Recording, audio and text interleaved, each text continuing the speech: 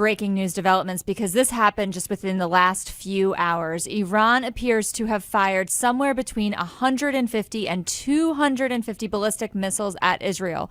Where did they fire? Are there casualties? What do we know?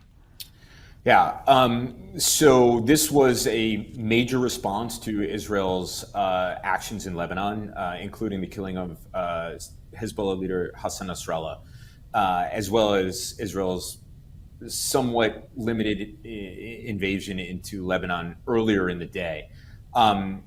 The Iranians targeted all over Israel, including population centers, mostly Tel Aviv and other areas, air bases, military facilities, and as I said, population centers.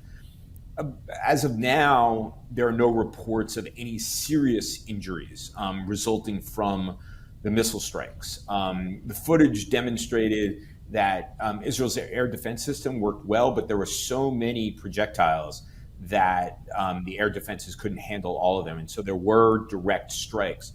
It's also true that Israel's multi-layered air defense system determines through AI what is going to hit and what is an open area or the sea and doesn't target it. So right now in the early going, we don't really know. But in terms of injuries, so far, Israeli authorities are saying minor injuries, people falling, running to bomb shelters, people having anxiety attacks, but no major injuries. We don't know, though, about damage to infrastructure quite yet.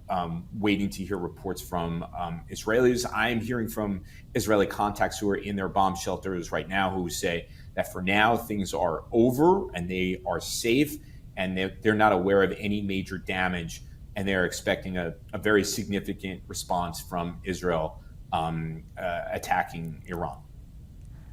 Your sources are expecting a significant response from Israel attacking Iran in response to this missile attack. Oh, Stephen, what would that response look like? What do you think it will be? Well, when the Israelis struck back at Iran in April, it was a symbolic strike on Iran. They demonstrated that they could penetrate Iranian airspace at will, but chose not to attack infrastructure, including the country's nuclear infrastructure. I suspect this time out, the Israelis will not be that discerning and that they will make a very significant show of force by attacking Iranian infrastructure and even potentially Iran's nuclear infrastructure. The real danger here is that the Israelis make their point and then the Iranians feel that they have to respond again. And then we're in a kind of full-fledged war between Israel and Iran.